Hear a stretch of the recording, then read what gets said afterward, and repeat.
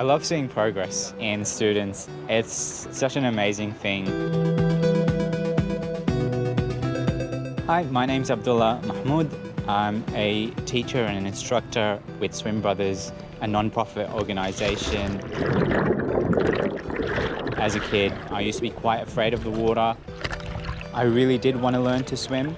All my friends from school during holidays would go to the beach, and I knew that if I were to go, I would drown. Just to drive yourself up to the surface again. Because I'm of a Muslim background, I've spent a lot of time away from environments such as the pool or the beach due to the religious tradition and the cultural tradition of separating men and women. So my parents wouldn't really take me very often to pools or beaches. Push out and then snap back in. Yeah. And I knew that in our community there was a major knowledge gap when it came to water safety and swim safety. That was something that I didn't want there to be anymore. Now, I want you to do that with both feet now. I felt a little bit ashamed, I have to say, coming in as an adult, not knowing how to swim and, asking for help with that sort of thing. But they really made me feel safe, welcome. I had little to no experience in swimming. My son and my daughter, my 3-year-old and 9-year-old, for them to be able to do laps and me barely swimming 10 meters, definitely embarrassing. I was like, you know what, why not? It's time I really, give this a go.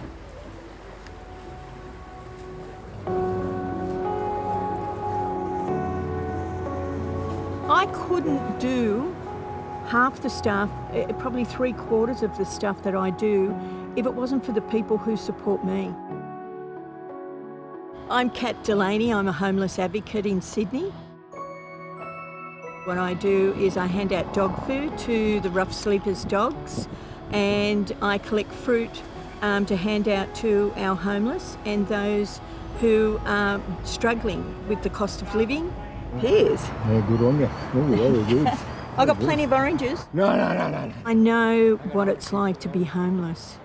I know the shame that you have at being homeless, and I know how frightened you are when you are homeless. On Saturday morning, I go down to Balmain, out the front of Woolworths down there, and I have all my milk crates. People come out of Woolworths and from wherever, and they've bought donations of fruit, dog food, women's products which are hard to get on the streets, and they just donate them to me because they know it's going directly to the homeless. Thank you so much.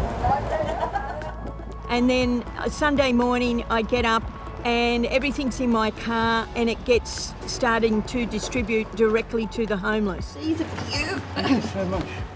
A big assistance for me with dog food. Yeah, she's been a great help, Kate. They're lovely dogs.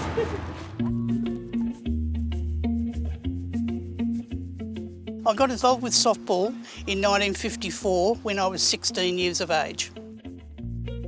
This was my very first state cap in 1960. I was selected for the Australian softball team. My name is Shirley Snyder and I'm a volunteer for Softball Western Australia. I do like watching the game so that I can see the development of the players from when they were under 14s through to under 16s and now to under 19s, and hopefully some of them might make the Australian team from today. From the spectator's point of view, they can get very, very excited and can sometimes get quite aggressive, particularly parents. No, it was obstruction. Well, from my point of view now, seeing I'm single, it keeps me occupied, gets me out of the house. I chair the Meritorious Award Committee, which is responsible for recommending people for awards.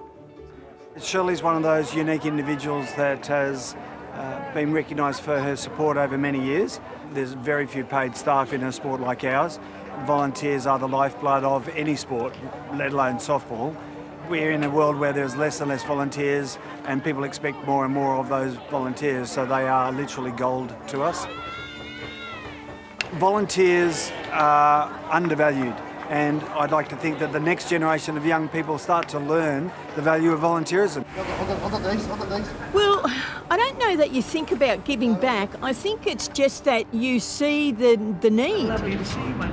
Because I think the last time I saw you, you were in the 90s. Being a volunteer, it gives me pleasure to meet and reconnect with people that I have known for many years, and also connect with new volunteers that I didn't know. I think volunteering is something that will drive our societies, our communities to become better spiritually and religiously. I feel like at times in a busy life and a busy work-life balance, you find that volunteering's that missing piece.